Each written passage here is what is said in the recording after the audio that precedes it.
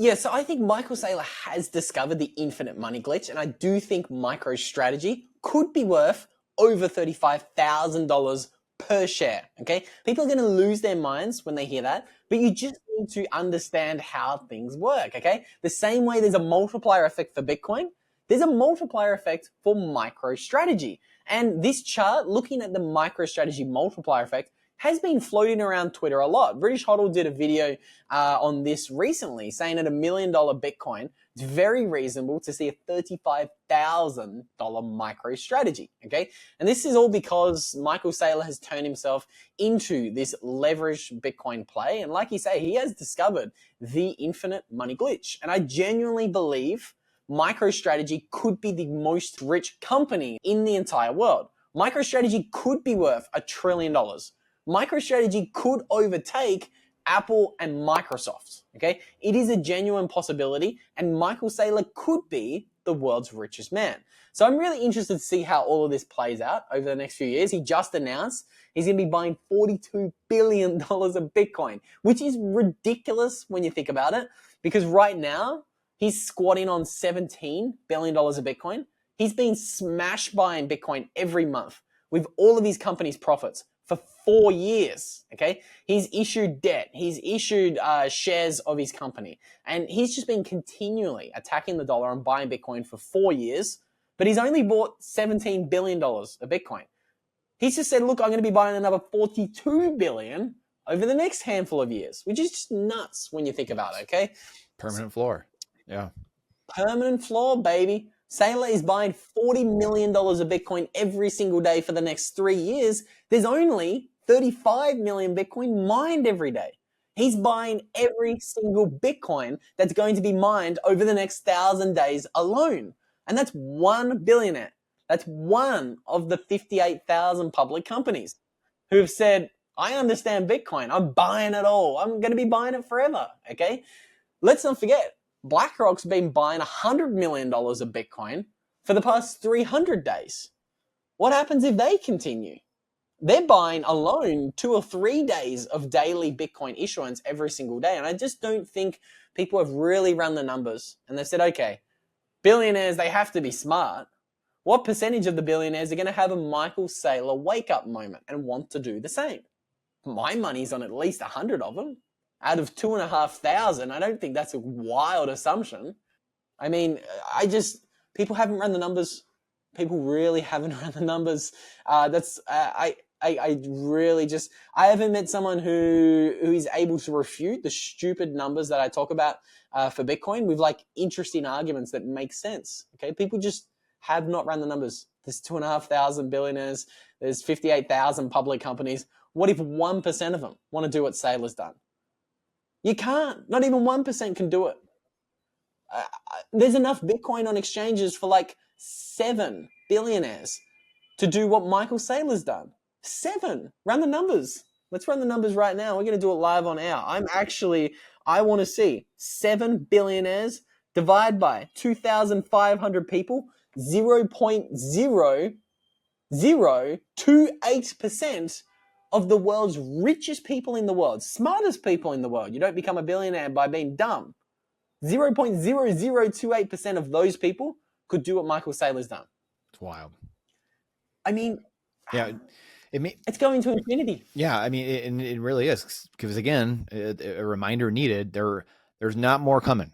You know, like there's, again, people are like, well, could there be some new thing, or there's more? Like, there's not going to be more Bitcoin. No one in the world is incentivized to make more Bitcoin, because that only dilutes your purchasing power. So that never will happen. And that's where people just don't understand. The only thing that can change is price. You know, the price, the dollar price of it going up until it obliterates itself. And then Bitcoin just becomes the law of the land. It's the only thing that exists, or whatever. I mean, that's, they might be in conjunction with each other for a long time. It could be decades where they're in conjunction with each other. But at some point, Bitcoin just becomes a thing where the younger generations are like, why do we have this fiat political currency we use? Like, what's the point of this?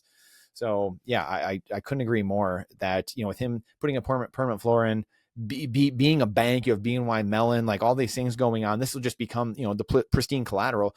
more and more, this will just continue happening like nails in the coffin to all the fiat currencies and the Bitcoin ETFs too. I mean, what are your thoughts on the Bitcoin ETFs in those terms too? And again, the best thing is to have Bitcoin in self-custody off the exchanges, but not everyone can. Obviously, there's retirement RSPs or 401ks. There's all these things that people can't necessarily just get their stuff out easily. So what's a great way? Microstrategy, the ETFs are proxies of Bitcoin. They hold the Bitcoin. They hold the keys for you, so it's not yours technically. But what are your thoughts on just the ETFs and these things tracking? That's the thing for me where I'm always like, it's just like this black box where it feels like, that's why I don't want to own them. I'd rather hold the actual Bitcoin, because it's like, I don't know if it's going to track perfectly for what the Bitcoin price is doing. So like you said, I mean, MicroStrategy can go way, way up and probably will, but that's where I would love your thoughts on that aspect of, between the ETFs, MicroStrategy, and we know self-custody is the way, but of your own Bitcoin, your own keys. But that to me is the thing where it's like, I can't trust these things. That's why I've got to hold it. But for the people that can't, what are your thoughts on all that? Yeah, I mean, personally, I own 0 ETFs. Personally, I own 0 MicroStrategy. Despite it absolutely pumping, ripping, I don't own any. I'm very comfortable with Bitcoin stored in self-custody. And congratulations to those Bitcoiners who have outperformed me over the past 3 years. Because if I check the MicroStrategy price right now, I believe it's up by like 200 or 300% above its 2021 peak. Just think about that for a moment. Bitcoin is like, it's nuts. It's nuts. Bitcoin is not at its all-time high. MicroStrategy is like 200 or 300% above its 2021 all-time high. So MicroStrategy, it's more than 2x its 2021 all-time high. Nearly 3x its 2021 all-time high, which is nuts. So my thoughts, I don't trust brokerage platforms. Robinhood showed us in 2021.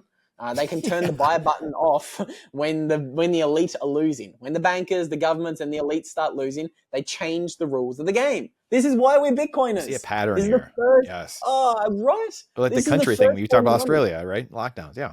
Same thing. Yeah. They changed the rules. Yes.